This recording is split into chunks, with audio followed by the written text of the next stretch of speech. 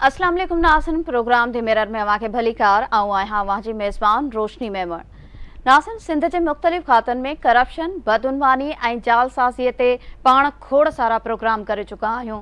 In corruption से त क़ौमी नाणे के नुक़सान पहुतो आहे, पर अज असां अहिड़ी करप्शन और बदउनवानी जो ज़िक्र कंदासीं जंहिंसां सिंध के नौजवानन जो मुस्तक़बिल तबाह थी रहियो आहे। जी बिल्कुल, अज असां सिंध के तालीमी बोर्ड में मार्क्स और ग्रेड्स के विक्रे वाले कुधे कारोबार जा तफ़सील साम्हूं आणींदासीं ऐं अव्हां खे ॿुधाईंदासीं त बोर्ड्स जा आला अमलदार ऐं उते मौजूद एक माफ़िया कहिड़े तरीक़े सां अहिड़ो धंधो कनि था जिथे मार्क्स ऐं ग्रेड्स विकिणी सिंध जे मुस्तक़बिल सां खेॾियो वञे थो। अव्हां खे तफ़सील सां ॿुधाईंदासीं त तालीमी बोर्ड्स में मौजूद करप्ट कामोरा ऐं माफ़िया कीअं पैसनि एवज़ मार्क्स विकिरो करे असल हक़दार शागिर्दनि ऐं उम्मीदवारनि जो मुस्तक़बिल तबाह कनि था। वेझड़ाईअ में कहिड़नि तालीमी बोर्ड्स में मार्क्स जे विकिरे, बदउनवानी ऐं करप्शन जा स्कैंडल साम्हूं आया आहिनि ऐं हेल ताईं कहिड़नि कामोरनि ख़िलाफ़ कार्रवाई थी आहे, उहे समूरा तफ़सील बि प्रोग्राम जो हिसो हूंदा। कराची और हैदराबाद बोर्ड्स के मुक़र्रर कयल चेयरमैन्स ज़िम्मेवारियूं छो न संभालियूं? बोर्ड्स एंड यूनिवर्सिटीज़ के सेक्रेटरीज़ के चेयरमैन्स की मुक़र्ररीअ लाइ नई समरी छो उमारणी पई? कोशिश कंदासीं त समूरियूं हक़ीक़तूं साम्हूं आणजनि। सिंध के तालीमी बोर्ड्स की हालत खराब, इम्तिहानी नतीजा तब्दील करण और पैसनि एवज़ ग्रेड्स विकिरो करण जा स्कैंडल्स मामूल बणिजी विया। तालीमी बोर्ड्स में लखें रुपयनि एवज़ मार्क्स विकिरो थियनि थियूं। मार्क्स के विकिरे वारे धंधे में बोर्ड के आला अमलदारन समेत एक मुनज़िम माफिया मुलविस। Board of intermediate and secondary education Hyderabad के नतीजन में वडे पैमाने ते हेराफेरी, बदउनवानी और करप्शन की तस्दीक। हैदराबाद बोर्ड के अगोणे चेयरमैन मोहम्मद मेमून, अगोणे इम्तिहानी कंट्रोलर मसरूर ज़ई और अगोणे IT मैनेजर एजाज खान खिलाफ FIR दाखिल करण की मंजूरी। यूनिवर्सिटीज़ एंड बोर्ड्स के सेक्रेटरी जालसाज़ी में मुलविस कामोरन खिलाफ FIR दाखिल करण लाइ एंटी करप्शन के ख़त भी लिखी छॾियो। अगोणे इम्तिहानी कंट्रोलर मसरूर अहमद ज़ई खिलाफ आमदनी का वधीक असासा ठाहण वारे जांच नेबका कराइण जो हुकुम। मसरूर ज़ई HSC और SSC के नतीजन में हेराफेरी कई, करप्शन और बेन संगीन डोहन में भी मुलविस करार। वडे वज़ीर खेस उहदे तां हटाए छॾियो। अगोणे चेयरमैन मोहम्मद मेमून भी मुनज़िम तरीक़े से नतीजन में फेरफार कई। चेयरमैन की मुक़र्ररी लाइ जोड़ल सर्च कमेटी जो मेंबर पिण बणियल। एंटर और मैट्रिक इम्तिहानन के गुजरल 10 सालन के नतीजन की मुकम्मल छंड-छाण कई वञे। यूनिवर्सिटीज़ एंड बोर्ड्स वारे खाते जो इंटर बोर्ड के चेयरमैन के ख़त।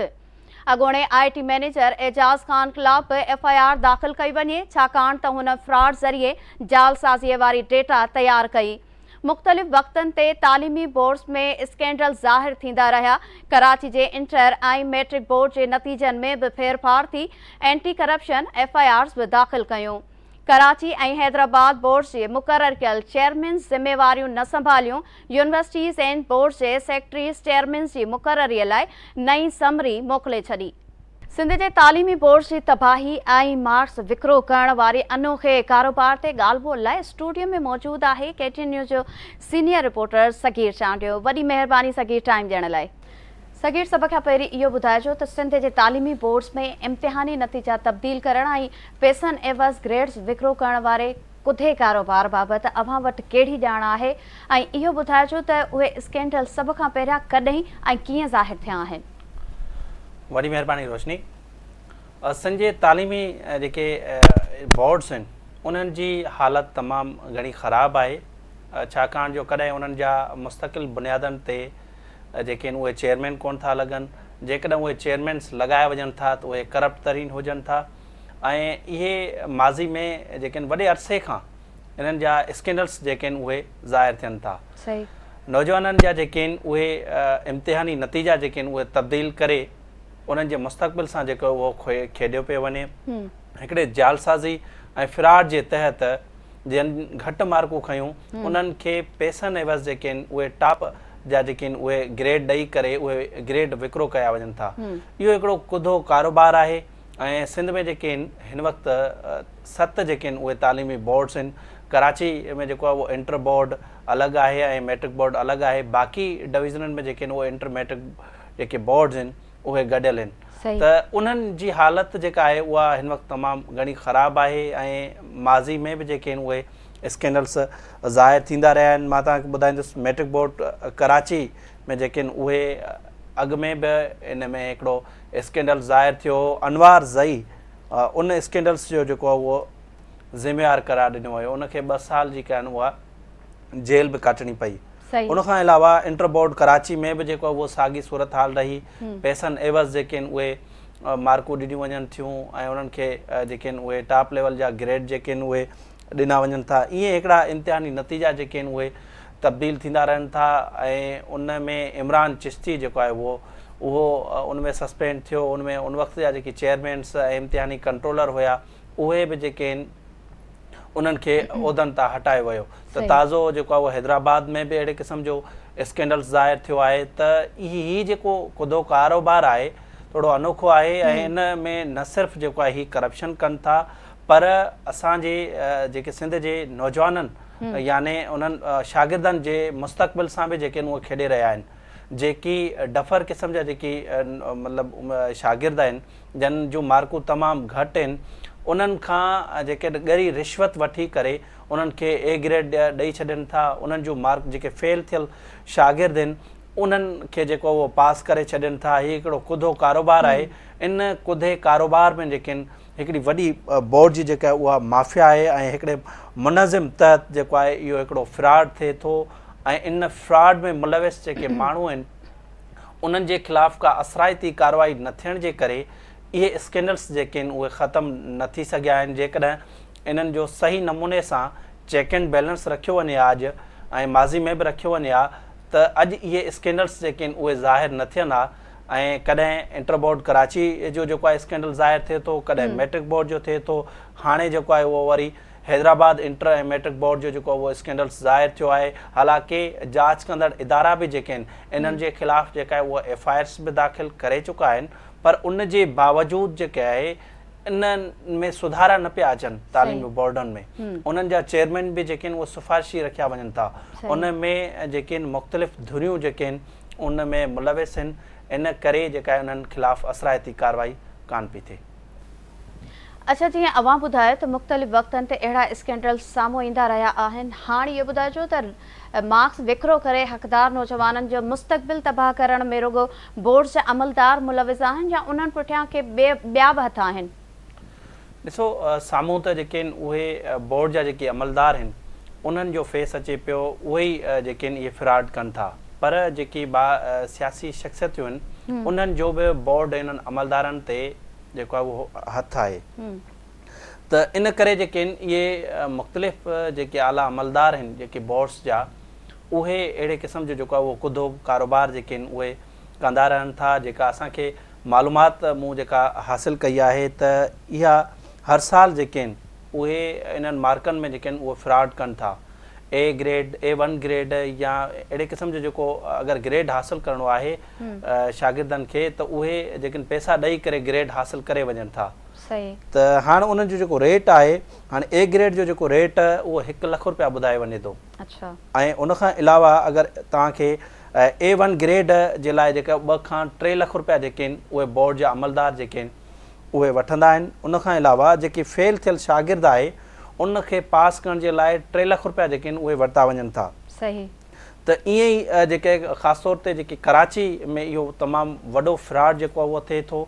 कराची जेको मैट्रिक बोर्ड आहे उहो पाकिस्तान में वॾे में वॾो जेको आहे उहो बोर्ड आहे। उते तक़रीबन 3.5 लख जे लॻभॻि जेके आहिनि उहे शागिर्दनि जो इम्तिहान थींदो आहे ऐं उन्हनि इम्तिहाननि नतीजनि में जेके आहिनि ही जेके तालीमी बोर्ड जा जेके अमलदार आहिनि उहे फ्रॉड कंदा आहिनि। उहे नतीजा जेके आहिनि उहे तब्दील कंदा आहिनि। जेके हक़दार नौजवान आहिनि उन्हनि जो मुस्तक़बिल न सिर्फ़ु जेको उहो तबाह कंदा आहिनि पर क़ौमी ख़ज़ाने खे बि जेके आहिनि उहो नुक़सानु पहुचाइनि था ऐं जेके आहिनि उन्हनि खां रिश्वत बि जेका वठनि था। उनखां अलावा उन में तालीमी बोर्डनि में करप्शन जेका उहा अलॻि सां हुजे थी। त इन जेका माफ़िया खे जेको आहे उन जो ख़ात्मो न पियो थिए। अहिड़े क़िस्म जा जेके स्कैंडल्स आहिनि उहे हर साल जेके आहिनि उहे साम्हूं ईंदा रहनि था। हाणे त इहो मामूल थी वियो आहे ऐं ॾिठो वञे त गुज़िरियल केतिरनि ई सालनि खां तालीमी बोर्ड्स जा जेके चेयरमैन आहिनि उहे मुस्तक़िल बुनियादनि ते जेके आहिनि उहे मुक़ररु कोन पिया थियनि ऐं उन खां पोइ इहो मामिलो कोर्ट में वियो, वरी कोर्ट खां पोइ आख़िरकार जॾहिं इजाज़त मिली वई त उन्हनि में जेके आहिनि हाणे जेके आहिनि उन्हनि चेयरमैन रखणु शुरू कया त उन में हिननि तालीमी बोर्डनि जी हालति ख़राबु हुजण जे करे, अहिड़े क़िस्म जो जेको उहो फ्रॉड हुजण जे करे, जालसाज़ी थियण जे करे जेके आहिनि ताज़ो ई जेके आहिनि ॿिनि चेयरमैन्स जेके आहिनि उहे जॉइन करण खां इनकार करे छॾियो आहे। त उहो इन जे करे जो इन्हनि तालीमी बोर्डनि में जेके आहिनि उहे इंक्वायरियूं, फ्रॉड, जालसाज़ी तमामु वॾे पैमाने ते थिए थी। जेके सुठी कारकर्दगी रखंदड़ जेके शरीफ़ जेके ऑफिसर आहिनि उहे इन्हनि बोर्डनि में वञण लाइ तयार ई न आहिनि। उन्हनि खे अहिड़े क़िस्म जो जेको आहे उहो फ्रॉड उन्हनि में इन्हनि में वञण ई कोन पिया चाहिनि। त सिंध जे वॾे वज़ीर खे घुरिजे त इन मामले जो जेको उहो सही नमूने सां नोटिस वठे, हिकिड़ो चेक एंड बैलेंस हुजणु घुरिजे। हीअ न सिर्फ़ु रुगो करप्शन जो मामिलो आहे पर हीअ हिकिड़ो जेको कुदो कारोबार थिए पियो, जेके हक़दार नौजवान आहिनि जेके उन्हनि जे नौजवाननि जे मुस्तक़बिल सां जेको आहे उहो खेॾो पियो वञे। बिल्कुलु सही था चओ सगीर। इहो कीअं मुमकिन हुजे थो त जेको शागिर्द फेल हुजे या घटि मार्क्स खणे ऐं नतीजनि में उहो साॻियो ई उम्मीदवार पोज़ीशन खणी अचे? छा तालीमी बोर्ड्स में को कंप्यूटराइज़ निज़ाम या चेक एंड बैलेंस ई नाहे? तालीमी बोर्डनि में चेक एंड बैलेंस न हुजण जे बराबरि आहे ऐं जेको कंप्यूटराइज़ निज़ाम त मौजूदु आहे पर उन जा जेकी हेड्स आहिनि यानी IT मैनेजर जेके आहिनि या उन्हनि जा जेके हेठी लेवल ते जेके अमलदार आहिनि उहे बि इन फ्रॉड में मुलविस हुजनि था। छाकाणि जो ताज़ो जेका सिंध जे वॾे वज़ीर मंज़ूरी ॾिनी आहे हैदराबाद तालीमी बोर्ड जी, त उन में IT जो जेको मैनेजर आहे उन जे ख़िलाफ़ बि FIR दाख़िल करण जी मंज़ूरी ॾिनी वई आहे। छाकाणि जो उन्हनि फेक हिकिड़ी डेटा जेका उहा तयारु कई नतीजा तब्दील करण जे लाइ। त चेक एंड बैलेंस जेकॾहिं हुजे हा ऐं उन जे मथां यूनिवर्सिटीज़ एंड बोर्ड जे मातहत तालीमी बोर्ड्स आहिनि उन जो सेक्रेटरी या मिनिस्टर जेका आहे उन्हनि जे तरफ़ां को सख़्ती वारो निज़ाम हुजे हा इन्हनि तालीमी बोर्डनि ते त अहिड़े क़िस्म जूं जेके उहो रिज़ल्ट्स न अचनि हा। अॼु जेके जिन ते पाण डिस्कस कयूं पिया त इहे वॾे क़िस्म जा जेके उहे फ्रॉड ज़ाहिर थियनि था।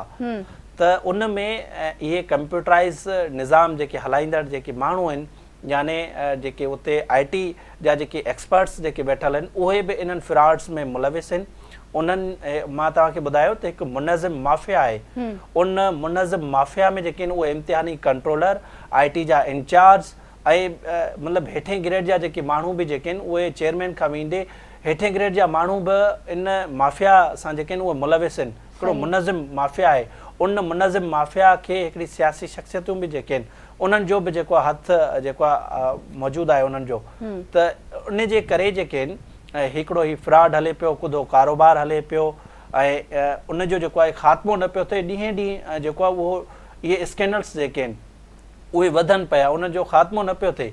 कराची जे इंटर बोर्ड ऐं मैट्रिक बोर्ड में त तमामु वॾो ख़राबु जेका उन जी सूरत हाल आहे। हाणे त वरी तालीमी बोर्ड हैदराबाद ऐं मीरपुर ख़ास समेत ॿियनि जी बि जेका उहा हालति ख़राबु थींदी पई वञे। अच्छा, हाणे पाण ज़िक्र कंदासीं हैदराबाद जे तालीमी बोर्ड जो, जिते इम्तिहानी नतीजनि में वॾे पैमाने ते हेर फेर जी तस्दीक भी थी चुकी आहे। सगीर, इहो ॿुधाइजो त इन स्कैंडल में कहिड़ा कहिड़ा अमलदार वाइखा थिया आहिनि ऐं हेल ताईं उन्हनि ख़िलाफ़ कहिड़ी कार्रवाई थी आहे? हैदराबाद तालीमी बोर्ड में जेका उहा वॾी करप्शन ज़ाहिर थी आहे ऐं तालीमी जेके आहिनि उहे नतीजा जेके आहिनि इम्तिहानी नतीजा बि जेके आहिनि उहे तब्दील कया विया आहिनि। त CMIT तरफ़ां इन मामले जी जेका उहा जांच कई वई ऐं उन उते वञी करे सॼे रिकॉर्ड जी छंछाण कई, जंहिंखां पोइ इहा रिपोर्ट जेका आहे उहा सिंध जे वॾे वज़ीर सैयद मुराद अली शाह ॾांहुं मोकिली वई। ऐं उन रिपोर्ट जो जाइज़ो वठण खां पोइ सिंध जे वॾे वज़ीर जेको आहे अॻूणे जेको इम्तिहानी कंट्रोलर हुयो मसरूर ज़ई, उन जे ख़िलाफ़ जेको आहे उहो मेन किरदारु उहो मसरूर ज़ई जो हुयो। उन जे ख़िलाफ़ जेको आहे उहा FIR दाख़िल करण जी उन मंज़ूरी ॾिनी। न सिर्फ़ु उन जे ख़िलाफ़ FIR दाख़िल करण जी मंज़ूरी ॾिनी वई पर उन खे उहिदे तां बि जेको आहे उहो हटायो वियो आहे। त हाणे उन रिपोर्ट में इहो चयो वियो आहे त मसरूर अहमद ज़ई जेको आहे उन नतीजनि में जेका उहा तब्दीली कई ऐं जालसाज़ी कई। 2017 खां 2024 ताईं हैदराबाद जे इंटरमीडिएट ऐं मैट्रिक बोर्ड में जेका आहे उन्हनि जालसाज़ी कई। इहा रिपोर्ट में तस्दीक कई वई आहे। न सिर्फ़ु उन बदूनान बि कई, करप्शन बि कई। Board of intermediate secondary education Hyderabad जे क़ाइदनि ज़ाब्तनि जी संगीन जेको आहे उहा भञकड़ी कई। तंहिं करे उन हिकिड़े वॾे पैमाने ते मसरूज़ करप्शन कई आहे। वॾे वज़ीर चयो आहे त इन जे ख़िलाफ़ु एंटी करप्शन में केस मोकिलियो वञे ऐं हिन आमदनी खां वधीक असासा ठाहिया आहिनि ऐं उहो केस जेको आहे उहो नेब ॾे मोकिलियो वञे। त हिकु त इहो इम्तिहानी कंट्रोलर हुयो, उन जे ख़िलाफ़ु कार्रवाई करण जो चयो वियो आहे। ऐं ॿियो IT जेको आहे मैनेजर आहे हैदराबाद तालीमी बोर्ड जो, उन जे ख़िलाफ़ बि जेको आहे FIR दाख़िल करण जो चयो वियो आहे, छाकाणि त हिन हिकिड़े फ्रॉड जे ज़रिए, हिकिड़े जालसाज़ी जे ज़रिए इहो सॼी जेका डेटा तयारु कई।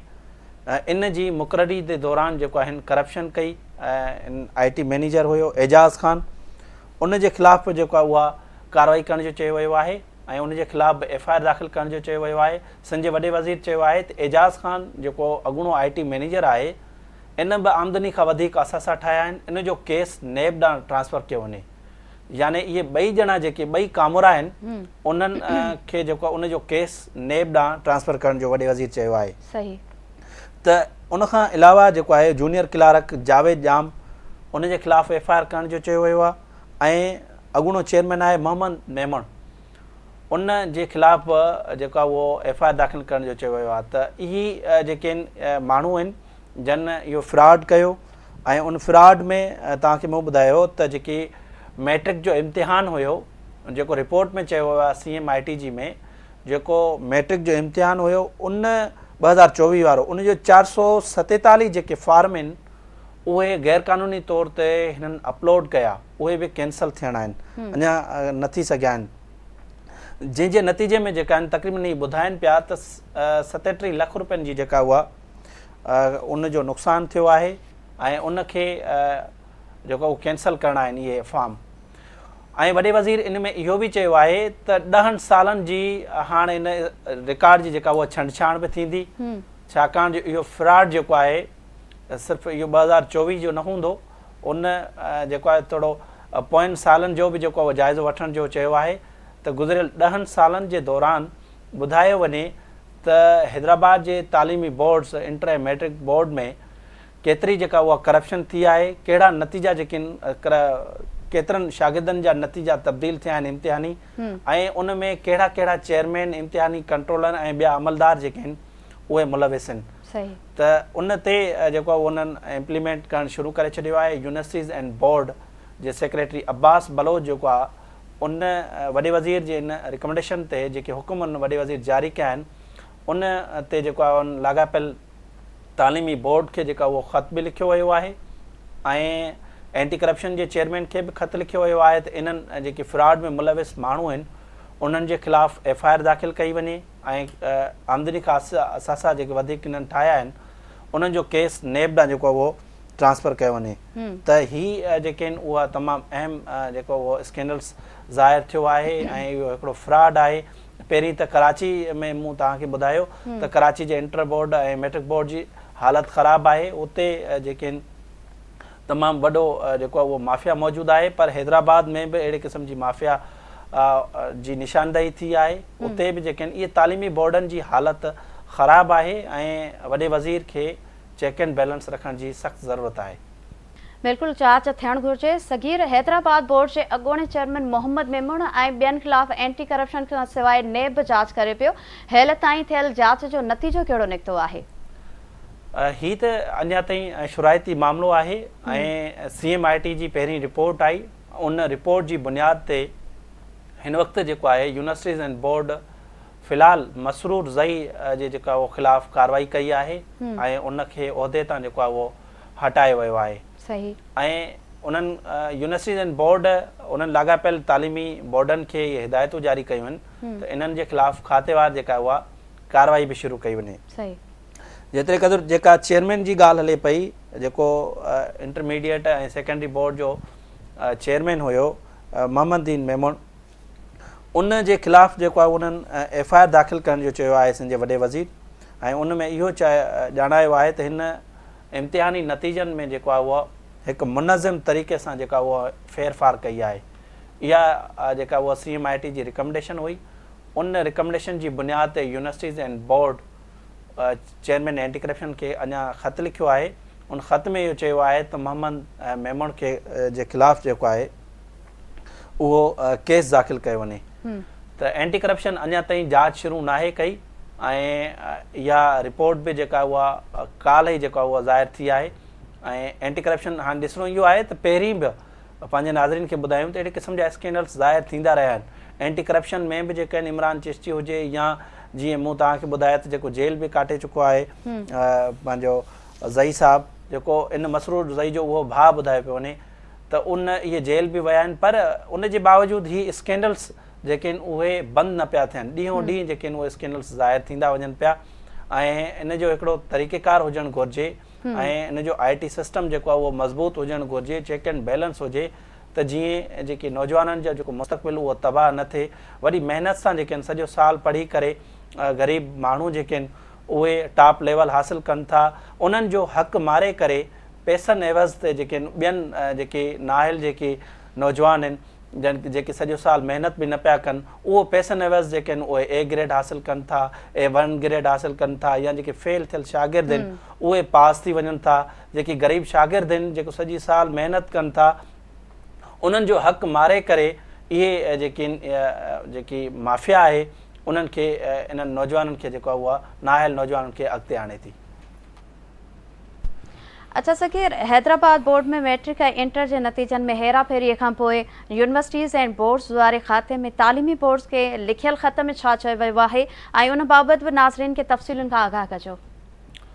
सिंध जे वॾे वज़ीर खे जेका इहा CMIT जी तफ़सीली रिपोर्ट जेका उमाणी वई, उन ते उन्हनि वॾे वज़ीर जेको आहे मुख़्तलिफ़ हुकुम जेके आहिनि उहे जारी कया आहिनि। न सिर्फ़ु इन फ्रॉड में मुलविस जेके माण्हू आहिनि जेके हैदराबाद तालीमी बोर्ड में जन फ्रॉड कयो, जन इम्तिहानी नतीजा तब्दील कया, जन करप्शन कई, बदगुमानी कई ऐं क़ाइदनि जी जेका उहो भञकड़ी कई, उन्हनि जे ख़िलाफ़ु जेको न सिर्फ़ु कार्रवाई करण जो चयो आहे, पर उन समूरनि तालीमी बोर्ड्स यानी कराची मैट्रिक बोर्ड ऐं कराची इंटर बोर्ड, हैदराबाद समेत लाड़कानो, शहीद बेनज़ीराबाद, मीरपुखा, सखर जे तालीमी बोर्ड्स के अहम जेके आहिनि उहे हिदायतूं जारी कयूं वियूं आहिनि। हाणे हिदायतूं कहिड़ियूं जारी कयूं आहिनि, उन्हनि में इहो चयो वियो आहे त जदीद हिकिड़ो IT बुनियादनि ते ऑनलाइन सिस्टम जेको आहे उहो ठहियलु आहे। उनमें ऑनलाइन सिस्टम में जेको क्लाउड सर्वर बि आहे, विंडो सर्वर आहे, मुख़्तलिफ़ जेके आहिनि उन्हनि में सिस्टम मौजूदु आहिनि, जदीद तरीन जेके आहिनि उहो फीचर्स मौजूदु आहिनि। उन तालीमी बोर्ड्स जेको आहे चयो आहे त जेकी सिंध हुकूमत जो जेको इंफॉर्मेशन टेक्नोलॉजी यानी जेको IT डिपार्टमेंट आहे, उन सां मशावरत करे सख़्ती सां उन ते अमल कनि। जॾहिं इहो ऑनलाइन सिस्टम आहे त उन ते अमल कराइण जो वॾे वज़ीर चयो आहे। ऐं तालीमी बोर्डनि खे इहो बि चयो आहे जेके इनामी जेके फ़हिरिस्तूं आहिनि या लिस्टूं आहिनि ऐं जवाबनामनि जी हिकिड़ी तरतीबवार जेका फ़हिरिस्त ठाही वञे ऐं उन खे स्कैन बि कयो वञे।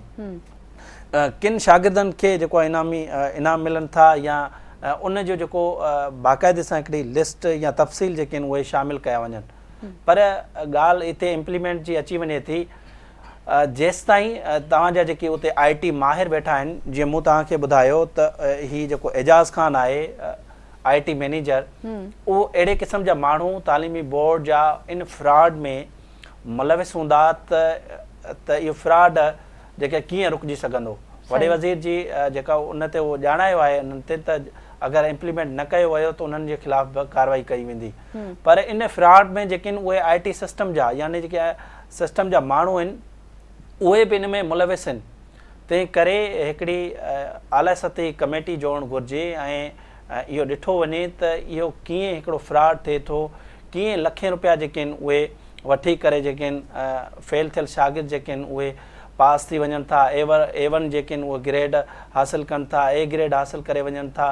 तंहिं करे इन ते न सिर्फ़ु रुगो इहे लिखत में जेका उहा हिदायतूं जारी करे पंहिंजी जान न छांडाइणु घुरिजे, पर हिकिड़ी चेक एंड बैलेंस रखणु घुरिजे ऐं हर 15 ॾींहं हर महीने जेका उनजी सही नमूने सां जेका उहा मीटिंग बि थिए ऐं उन ते इम्प्लीमेंट बि करायो वञे त पोइ अहिड़े क़िस्म सुठा जेके आहिनि उहे नतीजा अची सघनि था। बिल्कुलु सही था चओ, चेक एंड बैलेंस त ज़रूरी आहे, जांच थियणु घुरिजे। सगीर, हैदराबाद जे तालीमी बोर्ड्स में थियल बदउनवानी ऐं करप्शन जो ज़िक्र त थी वियो। हाणे असांखे कराची जे तालीमी बोर्ड्स बाबति आगाह कजो त उते अहिड़े क़िस्म जा स्कैंडल कॾहिं ज़ाहिर थिया हुआ ऐं उन्हनि स्कैंडल्स में मुलविस कामूरनि ख़िलाफ़ का असराइती कार्रवाई थी सघी आहे। ॾिसो, ताज़ो ई गुज़िरियल साल हिकिड़ो वॾो स्कैंडल जेको आहे उहो ज़ाहिर थियो हुयो ऐं निगरान हुकूमत में इंटर बोर्ड में जेको आहे उहो स्कैंडल हुयो। तक़रीबन 600 खां वधीक जेके अहिड़ा मनपसंद ॿार हुया जिन खे ए ऐं A1 ग्रेड ऐं फेल थियल जेके शागिर्द आहिनि उन्हनि खे फ्रॉड जे ज़रिए जेको उहा पास करण जी तस्दीक कई वई हुई। हाणे उन फ्रॉड में जेको आहे तक़रीबन 5 जेके आहिनि उहे अमलदार उन में मुलविस करार ॾिना हुया। अॻूणो चेयरमैन हुयो डॉक्टर सईद मेमन ऐं अॻूणो कंट्रोलर हुयो अनवर सलीम राजपूत ऐं अॻूणो डिप्टी कंट्रोलर हुयो असलम चौहान। उन जेका इहो फ्रॉड में उनखे मुलविस करार ॾिनो वियो हो। उनखां पोइ FIR बि थी। हाणे उन रिपोर्ट में इहो चयो वियो हो त जन हाणे 19 मार्कूं खयूं यानी केमिस्ट्री में उनखे वधाए करे जेको आहे उहो उन्हनि 47 कयूं वयूं, जिन जूं 45 हुयूं त उनखे वरी 60 कयूं वयूं, जिन जूं जेका आहे उहे ईअं ई हिकिड़ो उनखे जीअं टॉप लेवल ॾियण जे लाइ उन्हनि जूं मार्कूं जेके आहिनि उहे वधायूं वयूं। त मूं जीअं तव्हांखे ॿुधायो त इहा हिकिड़ी माफ़िया आहे ऐं माफ़िया हेठी लेवल खां वठी मथी लेवल ताईं उन में इहे माण्हू मुलविस आहिनि ऐं लखें रुपया जेके आहिनि उहे रिश्वत वठनि था ऐं फेल थियल शागिर्द खे पास करे छॾनि था ऐं जन घटि मार्कूं खयूं आहिनि उनखे जेको उन्हनि खां पैसा वठी करे जेको उन्हनि खे A ग्रेड ॾेई छॾनि था, वरी A1 ग्रेड ॾेई छॾनि था। त ही तमामु वॾा बोर्ड आहिनि तालीमी बोर्ड कराची जा।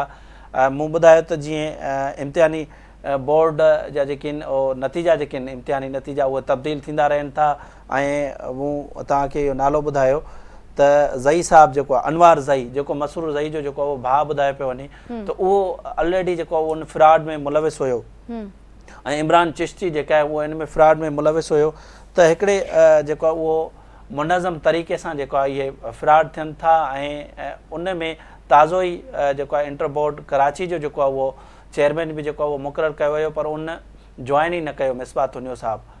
त इहे ई जेके इन जा रीज़न्स इहे आहिनि त इन में वॾा फ्रॉड थियनि था। को बि चङो माण्हू जेको उते वञण लाइ तयारु न आहे। सही। सकीर, इहो बि असांजे नाज़रिन खे ॿुधाइजो त कराची ऐं हैदराबाद तालीमी बोर्ड्स जे मुक़ररु कयल चेयरमैन ज़िम्मेवारियूं छो न संभालियूं आहिनि ऐं universities and boards J secretary खे चेयरमैन जी मुक़ररी लाइ नई समरी छो मारणी पई? हिकु त जेके चेयरमैन्स हुया बोर्ड्स जा उहे वॾे अरसे खां मुक़ररु कोन पिया थिया। जॾहिं जेके इहे मुक़ररु थिया त उन्हनि कुझु जेके चेयरमैन्स उन्हनि पंहिंजूं ज़िम्मेवारियूं संभालियूं ई न आहिनि। उनजो रीज़न्स इहो आहे जो उन्हनि तालीमी बोर्डनि जी हालत तमामु ख़राबु आहे। उते मुख़्तलिफ़ जेके आहिनि उहे केसिस हलनि था ऐं या त वरी उन्हनि वटि पहिरीं ऑलरेडी जेके आहिनि उहे अहम असाइनमेंट ते उहे मौजूदु आहिनि। सही। त हाणे कराची इंटर बोर्ड ऐं हैदराबाद जेको आहे बोर्ड यानी जेको इंटर ऐं मैट्रिक बोर्ड जो चेयरमैन्स जेके आहिनि उन्हनि लॻाया हुया सिंध हुकूमत। हिकु जेको आहे उहो रफ़ीक चांडियो साहब खे जेको आहे उन्हनि हैदराबाद तालीमी बोर्ड जो लॻायो हुयो ऐं मिसबा तुनियो साहब खे जेको आहे उहो उन्हनि कराची इंटर बोर्ड जो चेयरमैन लॻायो हो। हाणे इन्हनि ॿिन्ही ॼणनि जेको आहे इन्हनि अञा ताईं ज़िम्मेवारियूं न संभालियूं आहिनि ऐं उन्हनि हिकिड़े त रफ़ीक चांडियो साहब सां त ॻाल्हि थी उन्हनि जेको आहे ॿुधायो आहे त लिखत में हुन जवाब बि जेको आहे उहो जमा कराए छॾियो आहे। उन्हनि माज़रत कई आहे यूनिवर्सिटीज़ एंड बोर्ड खां। सही।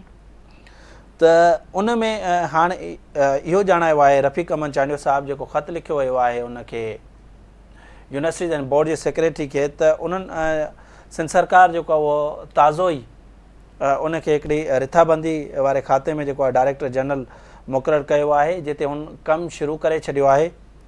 तंहिं करे जेको आहे उहो हैदराबाद बोर्ड जो जेको चेयरमैन तौरु उहो जॉइन नथो करे सघे यानी हुन जेका उहा माज़रत कई आहे रफ़ीक चांडियो साहब। हाणे सिर्फ़ु इहो उनखे असाइनमेंट जेका मिलियल आहे DG तौरु उनखे मुक़ररु कयो वियो आहे पर हैदराबाद में ऑलरेडी मूं तव्हांखे ॿुधायो त उते तमामु वॾो गंद मौजूदु आहे। उते सूरत हाल तमामु ख़राबु आहे ऐं उते जेका उन्हनि जी जेका बिल्डिंग आहे उहा ज़बू नाली जो शिकार आहे। उन रिपोर्ट CMIT जी रिपोर्ट में इहो बि चयल आहे त उनजी नई जेका उहा इमारत जेका उहा तामीर कराई वञे। हाणे कराची जो जेको चेयरमैन तौरु मुक़ररु थियल जेको मिसबात तुनियो आहे उन बि उहिदो न संभालियो आहे। सही। हाणे इन ॿिन्ही ॼणनि जेको आहे उन्हनि पंहिंजूं ज़िम्मेवारियूं संभालियूं न आहिनि, जंहिंखां पोइ असांजे यूनिवर्सिटीज़ एंड बोर्ड जेको आहे वरी नई समरी जेका आहे उहा तयारु कई आहे। उन समरी में जेके आहिनि उहे मुख़्तलिफ़ जेके आहिनि उहे नाला ॾिना विया आहिनि ऐं ॿुधायो पियो वञे त जेके आहिनि वरी बि एडिशनल चार्जूं जेके आहिनि उहे ॾियणु वञी रहिया आहिनि। त जेका उहा कराची इंटर बोर्ड जी जेका उहो कंहिं ॿिए खे एडिशनल चार्ज ॾिजे तालीमी बोर्ड जे चेयरमैन खे, ऐं वरी जेका उहा हैदराबाद तालीमी बोर्ड जो कंहिं जेका उहा पासे वारे यानी मीरपुर ख़ासि जे जेका उहो ॿुधाए पियो वञे त तालीमी जेको चेयरमैन आहे उनखे हैदराबाद जी एडिशनल चार्ज ॾिनी वञे। यानी ही हिकु भेरो ॿीहर जेको आहे उहो मुस्तक़िल बुनियादनि ते ही चेयरमैन्स जेके आहिनि उहो मुक़ररु करण लाइ तयारु न आहिनि। हीउ तमामु असल में हिकिड़ो वॾो फ्रॉड थिए थो ऐं उन फ्रॉड में मूं तव्हांखे ॿुधायो त सियासी हथ बि जेके आहिनि उन्हनि खे मौजूदु आहिनि, त उहे सिफ़ारिशी जेके आहिनि सिफ़ारिशी जेके चेयरमैन उहे रखणु चाहिनि था। इन करे ई जेके आहिनि उहे एडिशनल जेके आहिनि उहे चार्जनि ते जेका इहे तालीमी बोर्ड्स हलाइण वञी रहिया आहिनि। सही। अच्छा, वहाँ तालीमी बोर्ड में मार्क्स ऐं ग्रेड्स जे विकिरे वारनि स्कैंडल जे समूरनि तफ़सीलनि खां आगाह कयो आहे। असांजे नाज़रीन खे इहो ॿुधाइजो त इन समूरी सूरत हाल ते अव्हां जी कंहिं ज़िम्मेवार अख़्तियारनि सां का ॻाल्हि ॿोल थी सघी आहे ऐं इन समूरी सूरत हाल ते संदन कहिड़ो मौक़िफ़ साम्हूं अचे पियो? मुख़्तलिफ़ कामरनि सां जेका उहा ॻाल्हि ॿोल करण जी कोशिशि कई, पर जेका यूनिवर्सिटीज़ एंड बोर्ड जे सेक्रेटरी सां इहा ॻाल्हि ॿोल थी असांजी, त उन्हनि ॿुधायो आहे त इहे ॿई जेके चेयरमैन्स आहिनि यानी कराची इंटर बोर्ड ऐं हैदराबाद इंटर बोर्ड ऐं मैट्रिक बोर्ड जा जेके चेयरमैन्स आहिनि उन्हनि ॿिन्ही जेको आहे उहो अञा ताईं जॉइन नाहे कयो, जंहिंजे करे हुननि नई समरी जेका आहे उहा असांजे वॾे वज़ीर खे उमाणी आहे। त उन नई समरी में जेको आहे ज़रियनि खां जेका असांखे मालूम थियो आहे त एडिशनल चार्जूं ॾियणु वञनि पिया। हालांकि उन में जेको आहे जेको डायरेक्टर कॉलेजिस आहे कराची फ़कीर मोहम्मद लाखो जो नालो जेको आहे वेटिंग लिस्ट में टॉप ते आहे, त उन जेके आहिनि उहे मुस्तक़िल बुनियादनि ते उनखे मुक़ररु करण बदिरां जेके ही वरी बि एडिशनल चार्जनि वारी साइड वञनि था। बाक़ी जेकी मोहम्मद मेमून आहे अॻूणो चेयरमैन हुयो जेको हैदराबाद तालीमी बोर्ड जो, उन सां राब्ते करण जी कोशिशि कई पर उनजो नंबर जेको आहे उहो बंदि मिलियो ऐं मसरूर ज़ई साहब जेको आहे उन सां राब्तो जेको उहो न थी सघियो। पर पंहिंजे नाज़रीन खे इहो ॿुधाइणु जेका पसंदि कंदासीं त तालीमी बोर्डनि खे जेको आहे सिर्फ़ु ही बयानबाज़ी या सिर्फ़ु इंक्वायरी रिपोर्ट साम्हूं आणे करे पंहिंजी सिंध सरकार खे जान न छॾाइणु घुरिजे। हिकिड़ी अहम जेके आहिनि उहे पॉलिसियूं आणणु घुरिजनि ऐं हिकिड़ो चेक एंड बैलेंस वारो निज़ाम हुजणु घुरिजे त जीअं जेके हक़दार नौजवान आहिनि, जेकी ग़रीब शागिर्द आहिनि, जेकी सॼो साल जेको आहे उहो महिनत कनि था, उन्हनि जी महिनत जेका उहो ही पैसनि एवज़ जेका उहो रायगान करे छॾनि था। असांजे वॾे वज़ीर मुराद अली शाह खे इहो घुरिजे त ही कुधो कारोबार जेका उहो बंदि कराइण में हू पंहिंजूं कोशिशूं वठे ऐं जेकी बि इनफिराड में मुलविस आहिनि, ख़ासि तौर ते कराची ऐं हैदराबाद जा जेकी तालीमी बोर्ड्स में वेठल जेका इहा माफ़िया आहे, उन माफ़िया जे ख़िलाफ़ जेका कार्रवाई जेका असराइती करे ऐं उन्हनि हिकु डायरेक्शन त ॾेई छॾिया आहिनि, पर उन जो जेको अपडेट बि वठणु घुरिजे त छा उन्हनि जे ख़िलाफ़ कार्रवाई बि थिए थी या सिर्फ़ु उन्हनि डायरेक्शन ॾेई करे उन्हनि जान छॾाई। त उन छाकाणि जो उन में जांच कंदड़ इदारा बि किथे किथे जेके आहिनि उहे रिश्वत वठी करे जेके उहो इहे रिपोर्ट्स साइडलाइन करे छॾनि था। त हीउ हिकिड़ो कुधो कारोबार आहे ऐं कुधो कारोबार बंदि थियणु घुरिजे। बिल्कुलु सही था चओ सकीर, जांच बि थियणु घुरिजे ऐं हक़दारनि खे पंहिंजा हक़ बि मिलनि। वॾी महिरबानी अव्हां जी, अव्हां प्रोग्राम में वक़्तु ॾिनो। अव्हां तालीमी बोर्ड्स में मार्क्स जे विकिरे ऐं उते थींदड़ करप्शन तोड़े बदउनवाननि तां पर्दो खयो ऐं छिरकाईंदड़ हक़ीक़तुनि बाबति नाज़रीन खे आगाह कयो आहे। नाज़रीन, ईंदड़ प्रोग्राम में कंहिं नए मौज़ू सां गॾु ॿीहर हाज़िर थींदासीं। तेसीं ताईं पंहिंजे मेज़बान रोशनी मेमण खे ॾींदा इजाज़त। अल्लाह वाही।